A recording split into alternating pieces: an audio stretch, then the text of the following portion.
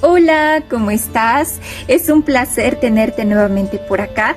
Estoy muy contenta porque el día de hoy damos inicio oficialmente con nuestra primera unidad temática, que tratará sobre la literatura medieval.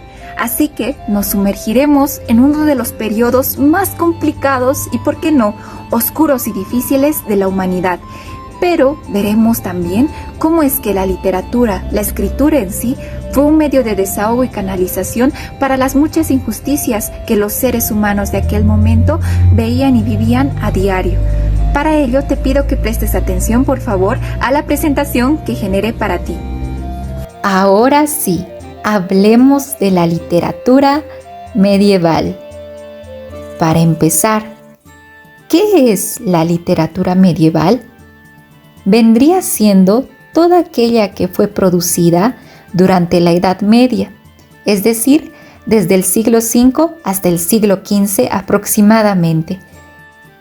Y bueno, ¿qué años son los cuales se toman en cuenta específicamente?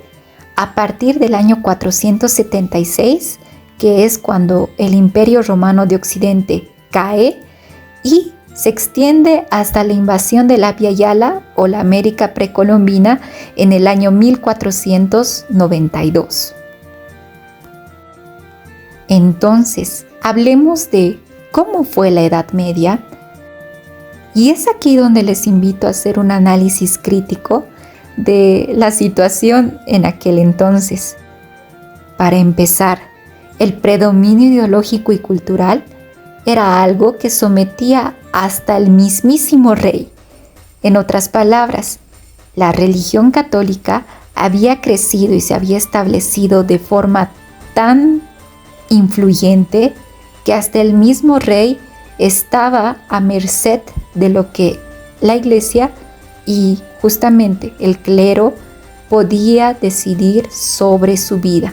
Ni qué decir de la persona o las personas que eran parte del estrato social de campesinos y o esclavos, además de otras religiones que pudiesen existir en ese entonces, como los judíos, musulmanes, entre otros. Por otra parte, la vida rural era una realidad cotidiana, con un sistema feudal además, donde la jerarquización social era algo bastante injusto y desigual.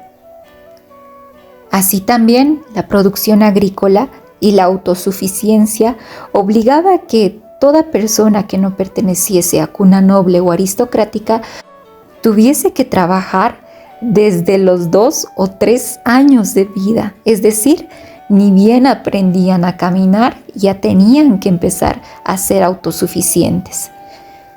No obstante, nobles y aristócratas no se veían exentos de vivir sometidos por la política y la religión como tal.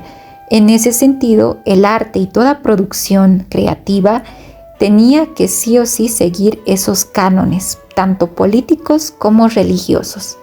Bien, ahora, hablando de ya la situación de salubridad y garantía alimentaria, la humanidad se hallaba ante una escasa y pobre medicina o acceso siquiera a médicos verdaderamente capacitados, lo que hacía que las tasas de mortalidad y las epidemias bastante fuertes en aquel entonces, como la peste negra, azotaran a la población a un muy buen porcentaje de aquel momento, ya que, reitero, no existían vacunas, mucho menos medicamentos, y peor aún, un acceso a la atención médica oportuna e inmediata. En ese entendido, ¿cómo es la literatura medieval? Bueno, está de más decir que era bastante selectiva y excluyente, además de, en su mayor parte, anónima, pues el producir ya de por sí, creativamente hablando, era bastante difícil y condenado muchas veces como herejía. Además que tenía que hacerse de forma manuscrita, por lo que las pocas personas que lograban publicar o generar producciones literarias, tenían que darle un tinte moralista o místico, pero no místico desde un sentido científico de análisis crítico, sino humorístico. Así también el lenguaje y los temas centrales, en un primer momento, durante la Baja Edad Media, teníamos al latín como lengua oficial de la Europa medieval. No obstante, ya cerca al año 900, el inglés medieval y el francés medieval sucesivamente van a justamente establecerse como lenguas centrales o dominantes en aquel momento y tenían un vocabulario diplomático o de alta cultura, al menos según lo que está escrito. Así también las temáticas o temas centrales de muchos de los libros o textos producidos son los libros de caballería, que en otras palabras son aquellos que servían a los caballeros o soldados de los reinos a prepararse o inspirarse para ir a las siguientes batallas o cruzadas. Seguido está el amor cortés, un tópico bastante cuestionable, ya que se romantizaban ciertos aspectos y sucesos que para nada hoy en día estarían bien vistos. Como tercer tema central que pudiese mencionarse estaría la poesía mística, donde ya nos adentramos a esta fantasía medieval que a día de hoy encanta a muchos. Y por último, los bestiarios, que aunque no lo crean, es el primer paso de la veterinaria y zootecnia a un verdadero estudio de la anatomía de ciertas criaturas, aunque éstas en su momento fuesen consideradas fantásticas o sobrenaturales.